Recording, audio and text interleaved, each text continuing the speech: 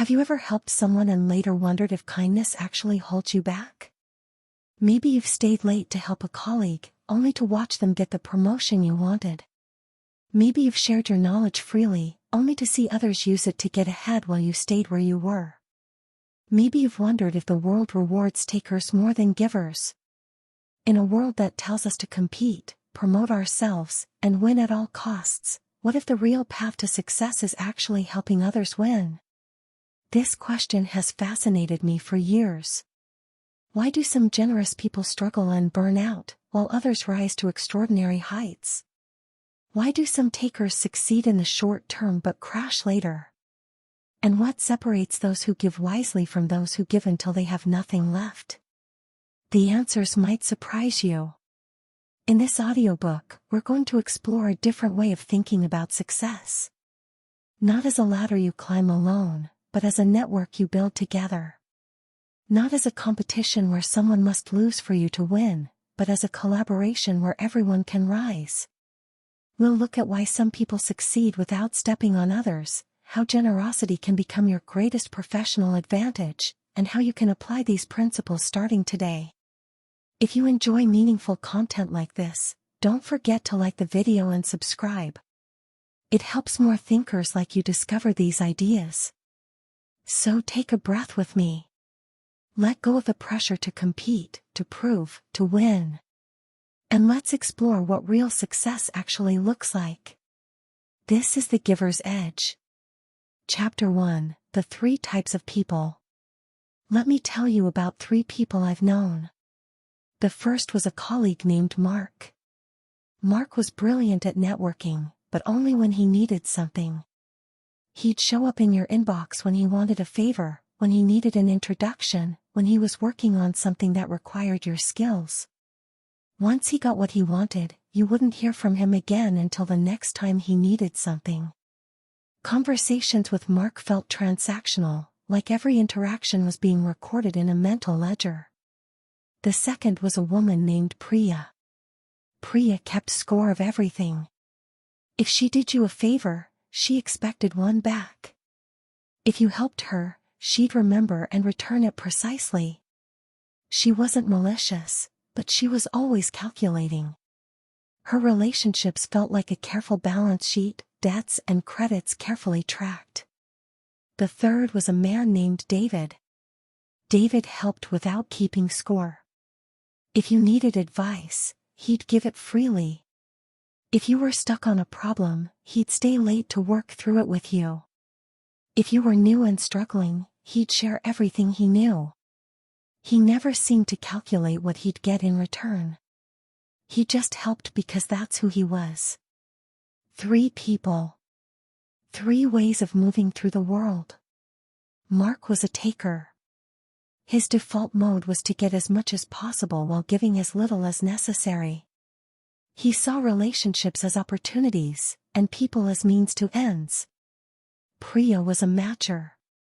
She operated on a principle of fairness. If she gave, she expected to receive. If she received, she felt obligated to give back. Her world was balanced, but also transactional. David was a giver. His default was to help others without immediate expectation of return. He gave his time, his knowledge, his attention, not because he'd get something back, but because he believed in contributing. Now here's the interesting thing. If you'd asked people who they wanted to work with, who they trusted, who they'd go out of their way to help, David would win every time. His reputation spread. People spoke highly of him. Opportunities came to him unexpectedly. But here's what's also true. David sometimes struggled. He gave so much that he had little left for himself. He helped people who took advantage. He stayed late so often that his own work suffered. There were moments when his generosity looked less like strength and more like weakness. So which one succeeds? The taker, the matcher, or the giver? The answer, as we'll discover, is more complicated than you might think. And understanding that complexity could change everything about how you approach your work, your relationships, and your life. Take a moment and think about yourself. In most situations, are you more like Mark, Priya, or David? There's no wrong answer, but the question matters. If this perspective is shifting how you see success, take a second to like the video. It helps others discover these ideas too. Chapter 2: The Hidden Power of Reputation. There's something interesting about takers that's worth understanding. In the short term, takers often win. They're good at promoting themselves. They're skilled at taking credit. They know how to work a room, how to make the right impression, how to get what they want from people who have what they need. If you look at any organization, you'll probably find a few takers near the top. People who've climbed quickly, who've accumulated power and resources, who seem to have figured out how to succeed while others struggle. But here's what happens over time. Takers develop a reputation. People learn what it's like to deal with them. They learn that interactions feel transactional. They learn that credit gets stolen, that promises get broken, that support disappears once it's no longer useful. And once that reputation spreads, something shifts. Doors start closing. People become cautious. Opportunities dry up. Because nobody wants to work with someone who's only looking out for themselves. Givers, on the other hand, build a different kind of reputation. When you help people without keeping score, word gets around. When you share credit generously, people notice. When you're the one who stays late to help, who offers advice without being asked, who supports others through difficulties, that becomes your story. And that story, over time, becomes incredibly valuable. Think about it this way. If you need help with something important, who do you call? The person who's always calculating what they'll get in return? Or the person who's known for being generous, for sharing, for supporting others? The answer is obvious. You call the giver. Because you trust that they'll help without keeping score. Because you know they won't hold it against you later. Because their reputation precedes them. This is the hidden power of reputation. It's not something you build overnight. It's the accumulation of countless small interactions, each one adding to a story that people tell about you when you're not in the room. Takers build a story of caution. Matchers build a story of fairness. Givers build a story of trust. And in the long run, trust is the most valuable currency there is. The takers who succeed in the short term often crash in the long term. Their networks shrink. Their allies disappear. Their opportunities narrow. Because people remember. People talk. People protect themselves and each other from those who only take. The givers who succeed are different. They build networks that grow. They create allies who support them. They open doors that stay open. Because people want to work with them. People want to help them. People believe in them. This doesn't mean every giver succeeds. Some givers burn out. Some get exploited. Some give so much that they have nothing left for themselves. But the ones who succeed, the ones who truly thrive, have learned something important. They've learned to give wisely. And that's what we'll explore next. Chapter 3: Why Some Givers Burn Out. David, from our earlier story, had a problem. He gave so much that he had nothing left for himself. He stayed late to help colleagues while his own projects fell behind. He answered every email, took every meeting, said yes to every request. He was generous to a fault, and it was costing him. After a few years, David was exhausted. He'd helped countless people, but his own career had stalled. He'd built relationships, but many of them were one-sided. He'd given everything, and he had little to show for it. David's story is real. It happens to givers all the time. They give and give until there's nothing left. They become depleted, resentful, burned out. And then they wonder if giving was a mistake. But here's what David didn't understand. There's a difference between being generous and being a doormat. There's a difference between giving wisely and giving blindly. The givers who succeed aren't the ones who say yes to everything. They're the ones who give strategically. They're generous, but they also protect their time. They help others, but they also invest in themselves. They contribute, but they also set boundaries. Think about it like this. If you're on an airplane and the oxygen masks drop, they tell you to secure your own mask before helping others. Not because you're selfish, but because you can't help anyone if you're unconscious. The same is true in life. If you give until you have nothing left, you can't help anyone. You're not being generous, you're being self-destructive. You're not contributing, you're sacrificing. The givers who thrive are the ones who understand this. They give from abundance, not from emptiness. They help in ways that align with their strengths. They say no when they need to. They protect their energy so they can keep giving over the long term. There's another pattern too. Successful givers are often strategic about who they help. They don't give equally to everyone. They pay attention to who's a taker and who's a giver. They're generous with other givers, because they know it creates a cycle of mutual support. They're cautious with takers, because they know it's a one-way street. This isn't about being calculating or transactional. It's about being wise. It's about recognizing that your time and energy are finite resources, and how you deploy them matters. The world needs more givers. But it needs givers who last, not givers who burn out. It needs generosity that's sustainable, not generosity that's self-destructive. Take a moment to reflect. In your own life, are you giving wisely? Are you protecting your energy while still being generous? Are you building relationships that are mutual, or are you constantly pouring into people who never pour back? These questions matter. Because the goal isn't to stop giving. The goal is to give in a way that lasts. Chapter 4, Networks That Actually Matter. There's a common misconception about networking. Many people think networking is about collecting contacts. The more people you know, the more connections you have, the more successful you'll be. They go to events, exchange business cards, connect on LinkedIn, and believe they're building something valuable.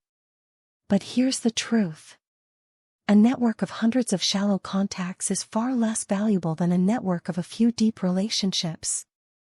Think about your own life. When you need help with something important, who do you call? The person you met once at a conference? Or the person you've worked with for years, who knows you, who trusts you, who you trust in return? The answer is obvious. Deep relationships matter more than wide networks. And here's where givers have an advantage. When you're known as someone who helps without keeping score, you don't just collect contacts. You build relationships. People don't just know your name, they know your character. They don't just have your email, they have your trust. This creates something powerful. It creates a network that actually works when you need it. Think about how opportunities really happen. Most opportunities don't come from job boards or applications. They come from people. Someone thinks of you when they hear about an opening. Someone recommends you for a project. Someone introduces you to someone who can help. And who do people think of? The takers, who might be useful but can't be trusted? The matchers, who will help only if they get something in return? Or the givers, who've built a reputation of generosity, of trust, of genuine care? The answer is obvious. People think of givers because they want to work with people they trust. They want to help people who've helped others. They want to be part of something positive, not transactional. This is the paradox of giving. When you help others without expecting anything in return, you build a network that actually gives back. Not because people feel obligated, but because they want to. Not because you calculated it, but because you didn't. The takers spend their time working the room. The matchers spend their time keeping score. The givers spend their time building relationships that last. And in the long run, relationships that last are the ones that matter most. So here's a question. Are you building a network of contacts or a community of trust? Are you collecting names or cultivating relationships? The answer might determine not just your success, but your fulfillment too. If this perspective is changing the way you see success, share it with someone who believes kindness is weakness. They may see it differently after this. Chapter 5: Success that Scales Through Others. There's a ceiling to what you can achieve alone. No matter how talented you are, no matter how hard you work, there's only so much one person can do. Your time is limited. Your energy is finite. Your reach is constrained. But when you help others succeed, something changes. Your impact multiplies. Your reach extends. Your influence grows in ways you couldn't achieve on your own. Think about the most successful people you know. The ones who've truly made a difference. Did they do it alone? Or did they build teams, develop others, create systems where many people could contribute? Almost always, it's the latter. Great leaders don't just achieve, they enable. They don't just succeed, they help others succeed. And in doing so, they create something far larger than themselves. This is where givers have a unique advantage. When you help others grow, you're not just being generous. You're building capacity. You're creating allies. You're developing people who will go on to do amazing things, and who will remember who helped them along the way. A taker might get a promotion. A matcher might build a stable career. But a giver can build a legacy. Think about a teacher who inspires students. Those students go on to do remarkable things. The teacher's influence spreads through them, touching lives the teacher will never meet.